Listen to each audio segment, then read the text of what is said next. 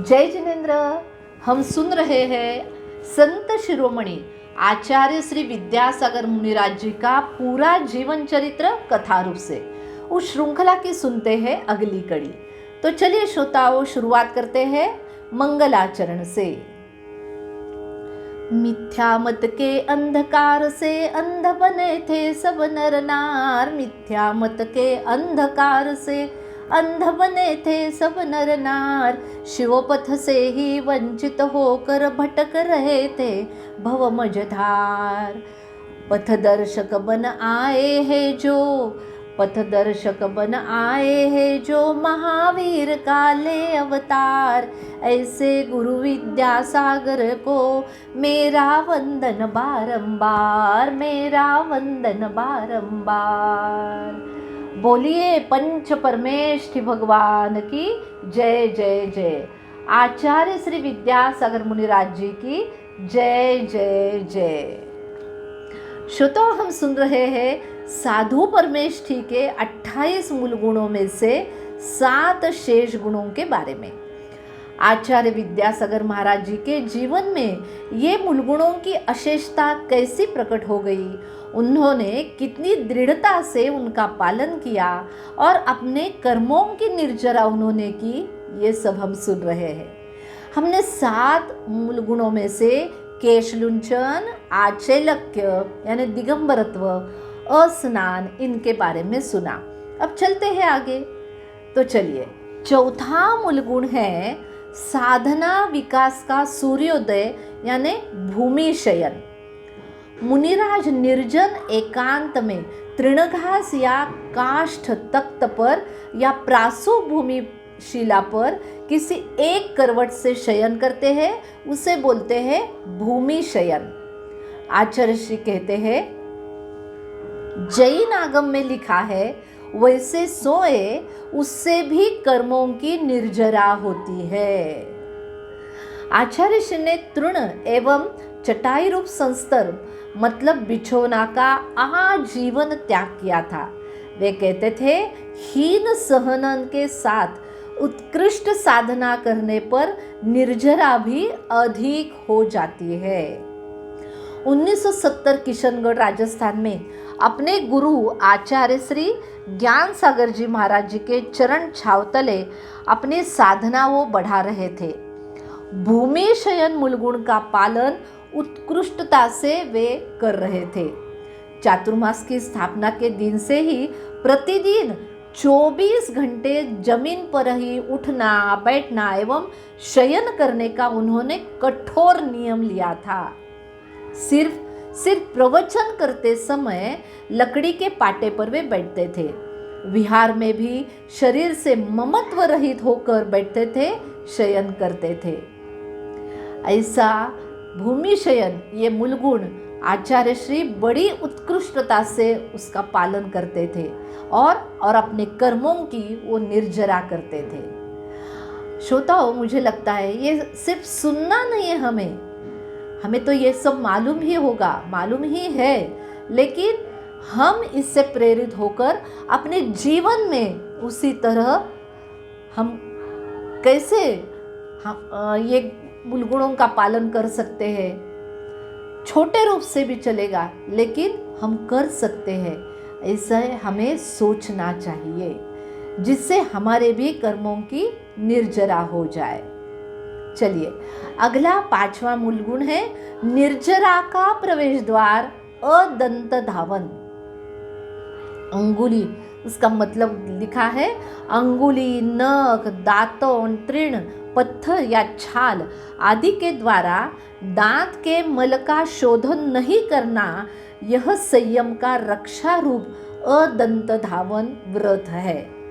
इसके ऊपर आचार्य श्री जी का भाव ऐसा था कि अलंकार और आभूषण, ये 2 चीजें शरीर अलंकृत करती है।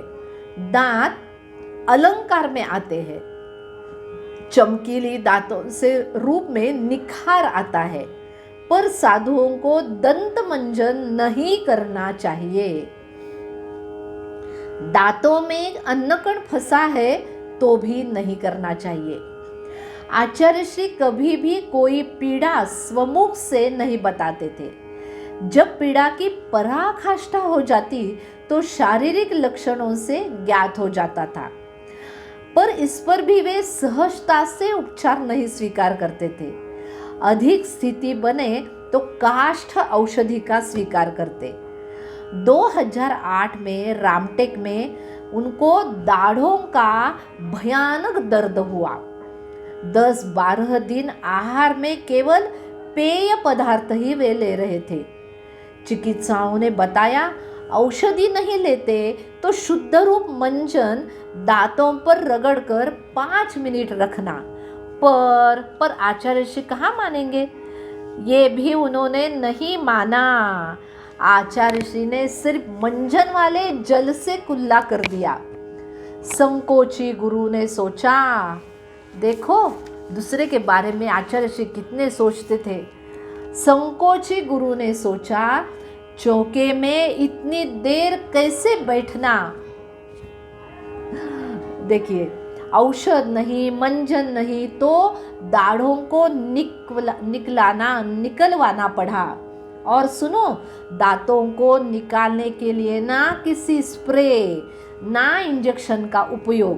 जिस तरह स्वयं केशों को उखाड़ते वैसे आहार के बाद चिकित्सक से दांतों को उखड़वा लेते। बाप रे, धन्य धन्य है गुरुवर आप, धन्य धन्य है।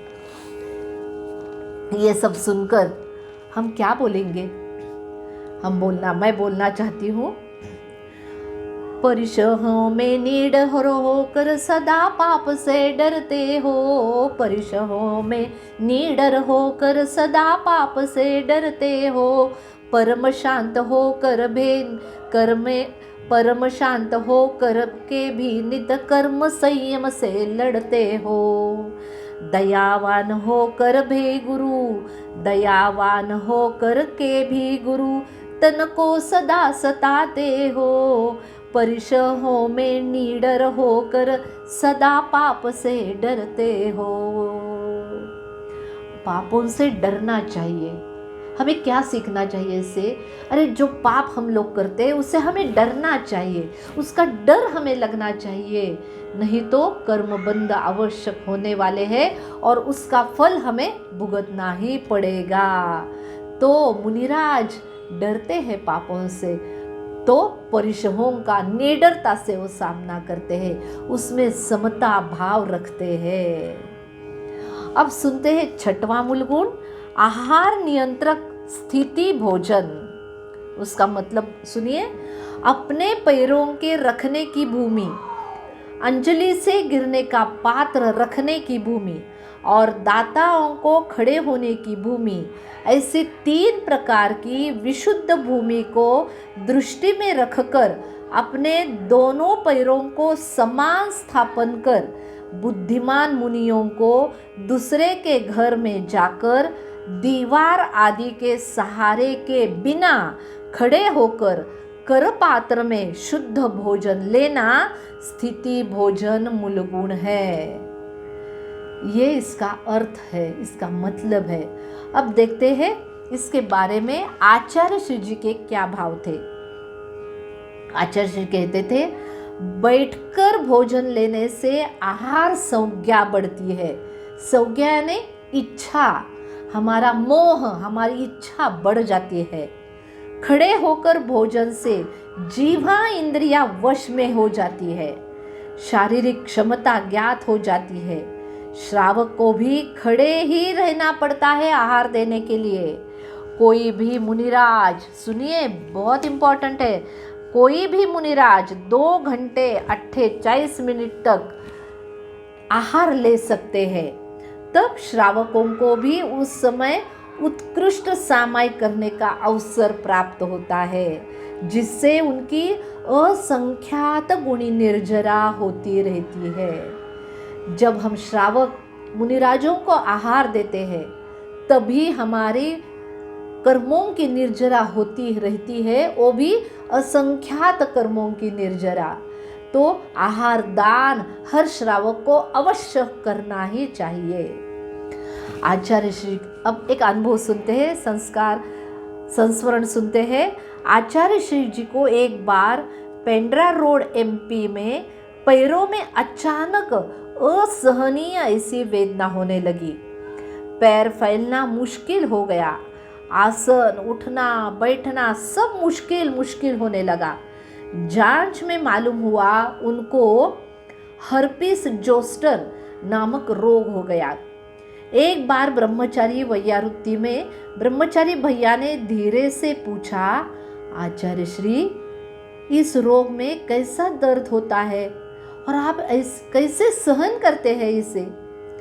तो देखिए, आचार्य श्री जी ने मुस्कुराते हुए कहा, बहुत सारे फोले हो और उनमें सुई चुभाकर नींबू मिर्च डाल दिया जाए तो उसमें जितनी जलन होती है उतनी जलन इस रोग में हवा लगने से होती है। अरे कितनी असहनीय वेदना होती होगी आचार्य श्री जी को, लेकिन बाप रे, इतनी असहाय पीड़ा में खड़े होना और आहार लेना, सोचो जरा, एक और असह्य वेदना और दूसरी ओर अपूर्ण आहार। पूरा आहार हो ही नहीं सकता था क्योंकि खड़े रहने की क्षमता ही उन पैरों में नहीं थी। और इसमें भी आचार्य श्री जी के समता भाव, काया की ममता के टारी सहते परिशह भारी, पंच महाव्रत के हो धारी तीन रतन भंडारी। काया की ममता के टारे सहते परिशह भारी, पंच महाव्रत के हो धारी तीन रतन भंडारी। गुरु रत्न त्रय के धारी निजम आत्म में विहारी, वे कुंद कुंद अविकारी है निश्चय शिव मगचारी। वे कुंद कुंद अविकारी है निश्चय शिव मगचारी। अरे मोक्ष मार्ग पर जो आरूढ़ हो गए हैं वो ऐसे परिशहों को बड़ी समता भाव से, दृढ़ता से सहन करते हैं, वो भी मुस्कुराते हुए। धन्य धन्य है आचार्य श्री, धन्य धन्य है सब मुनिराज साधु परमेष्ठी जी। चलिए अब सुनते हैं 7वां मूलगुण, इंद्रिय मृग बंधक एक भक्त भोजन। इसका अर्थ मतलब सुनिए, सूर्य के उदय और अस्त के काल में से 3-3 घड़ी से रहित मध्य काल में एक बार भोजन करना एक भक्त मूल गुण है। अब सुनते हैं आचार्य श्री जी के क्या भाव थे। वो कहते हैं, मान को पूर्ण रूप से जीतने के साधन है आहारचर्या। इस आहार का विकल्प निर्विकल्प होकर करना चाहिए। आहारचर्या निर्दोष तो दिगंबरत्व सुरक्षित रहेगा। शरीर धर्म के लिए खा रहा हूँ, मेरे लिए नहीं, मुझे तो आत्म साधना करनी है, यही भाव रहते हैं साधु परमेष्ठी के। 24 घंटे निकालने हैं तो आहार अच्छे से लेने हैं। आहार के समय भी असंख्यात कर्म निर्जरा होती है। कैसे है ये मूलगुण, सुनकर भी हमें बड़ा आश्चर्य लगता है कि ऐसे मूलगुणों का पालन हमारे साधु परमेष्ठी कैसे करते होंगे, कितनी दृढ़ता से करते होंगे। सुनिए एक संस्मरण। सन 1990 में चातुर्मास में संघ था सिद्ध क्षेत्र मुक्तागिरी में। तब एक दिन संघस्थ ज्येष्ठ मुनि श्री योग सागर जी, इनका 3 चौके से लौटकर आहार का अलाभ हो गया, आहार नहीं हुआ। इर्यापद भक्ति में गुरुदेव को उन्होंने, आचार्य श्री जी को उन्होंने अलाभ का कारण बताया। सुनकर गुरुदेव सिर्फ बोले, अरे ये तो ठीक नहीं हुआ। इतना बोलकर वो मौन हो गए। कुछ दिन गए, उसके बाद उन्होंने मुनि श्री समय सागर जी और मुनि श्री योग सागर जी इन दोनों को बुलाया और कहा, एक चौके में पड़गाने का नियम भी लिया जा सकता है। दोनों मुनिराज ने हंसकर कहा, हाँ अच्छा है, ये तो अच्छा रहेगा। तो आचार्य श्री बोले, मैं भी ग्रहण करता हूँ और आप भी कायोत्सर्ग कर ले। आचार्य श्री जी ने इस विषय पर पूर्वापार विचार किया था तो तीनों ने एक चौके में पड़गाने का नियम ग्रहण किया, वो भी जीवन भर के लिए, और पालन भी किया। कैसे? मेरु समान अचल रहकर। आचार्य श्री जी का, अभियोग सागर मुनिराज जी का, समय सागर मुनिराज जी का एक चौके का ही सिर्फ नियम है। वो कैसे लिया गया, इसका ये संस्मरण है। आचार्य श्री जी की आहारचर्या अत्यल्प समय में संपन्न हो जाती थी। सिर्फ आधे घंटे में आहार लेकर वापस भी वो आ जाते थे। आहार के समय भी अनासक्त भाव। यह सुनकर मन अपने आप गाने लगता है। क्या? सुनिए। तू ज्ञान का सागर है, तू ज्ञान का सागर है, तू ज्ञान का सागर है, आनंद का सागर है। उसी आनंद के प्यासे हम, उसी आनंद के प्यासे हम, निज ज्ञान सुधा चाखे,